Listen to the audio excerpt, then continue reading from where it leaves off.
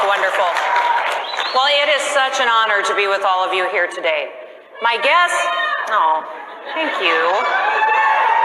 Now listen, my guess is that a year ago, most of you had no idea who I was. Now, I'm here today to share some of the lessons from my state. I think the main question that needs to be answered this weekend is, why does America need conservatives? Now, the question of why America needs conservatives can be answered by just mentioning one single year, and that year is 2020. Now, everybody knows that almost overnight, we went from a roaring economy to a tragic nationwide shutdown. By the beginning of 2020, President Trump had created 7 million new American jobs.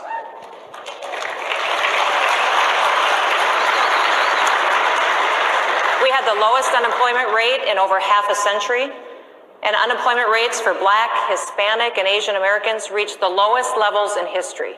More than 10 million people had been lifted out of poverty and out of welfare, and all of that changed in March. Now, most governors shut down their states. What followed was record unemployment, businesses closed, most schools were shuttered, and communities suffered. And the U.S. economy came to an immediate halt.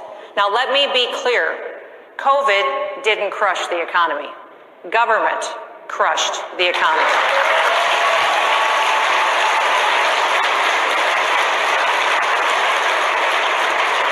And then, just as quickly, government turned around and held itself out as the savior.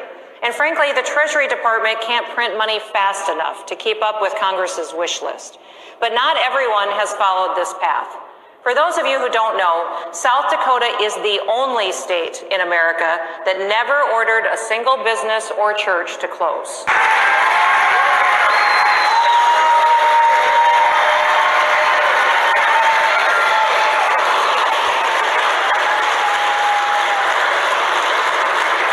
We never instituted a shelter-in-place order. We never mandated that people wear masks.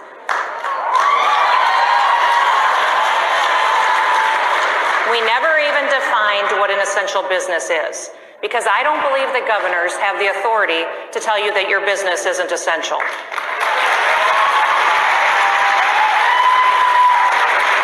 Now, Dr. Fauci, he told me that on my worst day, I'd have 10,000 patients in the hospital.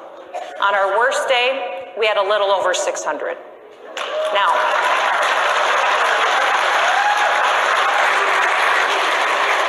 I don't know if you agree with me, but Dr. Fauci is wrong a lot.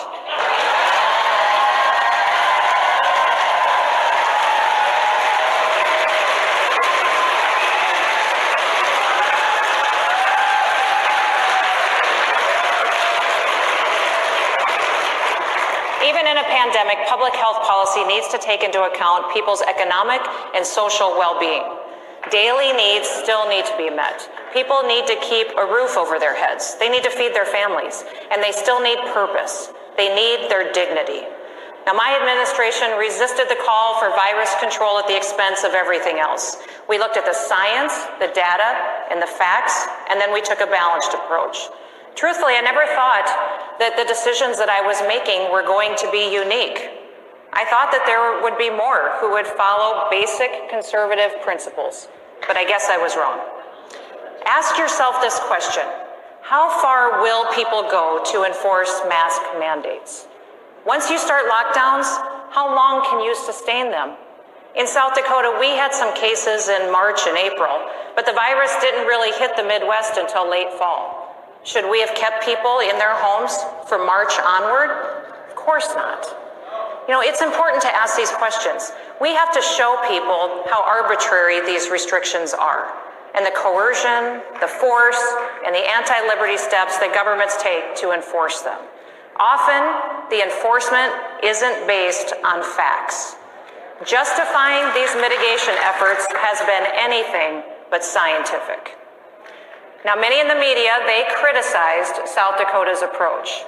They labeled me as ill-informed, that I was reckless, and even a denier. Some even claimed that South Dakota was as bad as it gets anywhere in the world when it comes to COVID-19. That is a lie. The media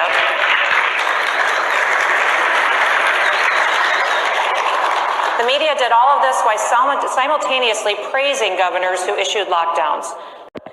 We must think through the issues, and make no mistake about it, conservatives exist to fight for America and for every single American. Now, for those of you who are disappointed about the election, I am too. Remember, incredible innovation, though, it took place after Goldwater's 1964 landslide loss. It took the creation of many institutions, including the American Conservative Union, the National Right to Life, the Heritage Foundation, the Manhattan Institute, Concerned Women for America, the Federalist Society, Family Research Council, and among others, took many to change hearts and to change minds. It was institutions like these that helped bring about the Reagan Revolution and bring American exceptionalism back. Their work is more important today than ever before. Let me close with this. As conservatives, we often forget that stories are much more powerful than facts and statistics. Our stories need to be told. It is the only way that we will inspire and motivate the American people to preserve this great country. We must go into this fight for freedom with our eyes wide open, educated to the tactics the liberals will use, yet totally pure in our motives. This isn't about us. It's about our children and their future.